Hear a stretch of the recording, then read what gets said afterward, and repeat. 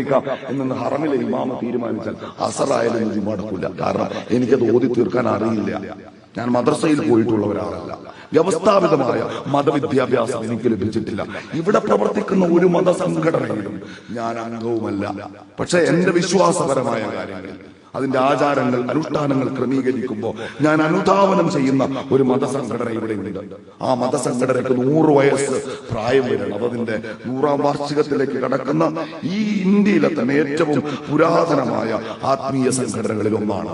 കേരളത്തിലെ മുസ്ലിം ഉമ്മത്തിന്റെ ഭൂരിപക്ഷവും അണിനിരക്കുന്നത് ആ സംഘടനയുടെ പിറകിലാണ്. ഞാൻ ആ സംഘടനയെ ശ്രദ്ധിച്ചപ്പോ, മുസ്ലിം ലീഗിനെ ശ്രദ്ധിച്ചപ്പോ 80% മനുഷ്യരും പൊതുവായി 2 സംഘടനയുടെയും പ്രവർത്തകരാണ്.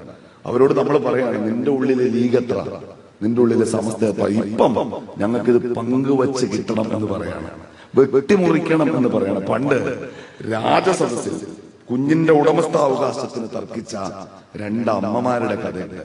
2 അമ്മമാരും തർക്കിച്ചത് എന്റെ കുട്ടിയാണെന്ന്.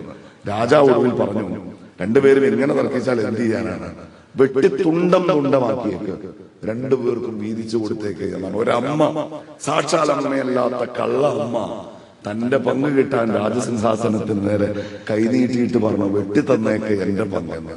യഥാർത്ഥ പെറ്റമ്മ പുറകോട്ട് മാറി. അവരവരുടെ പങ്കിന് വേണ്ടി കൈ നീട്ടല്ല, പിന്നെയോ രാജാവിന് നേരെ കൈകൂപ്പിയിട്ട് പറഞ്ഞു, വെട്ടിമുറിക്കരുത്, പങ്കുവെക്കരുത്, എന്റെ കുഞ്ഞിനെ അവൾക്ക് കൊടുത്തേക്കും.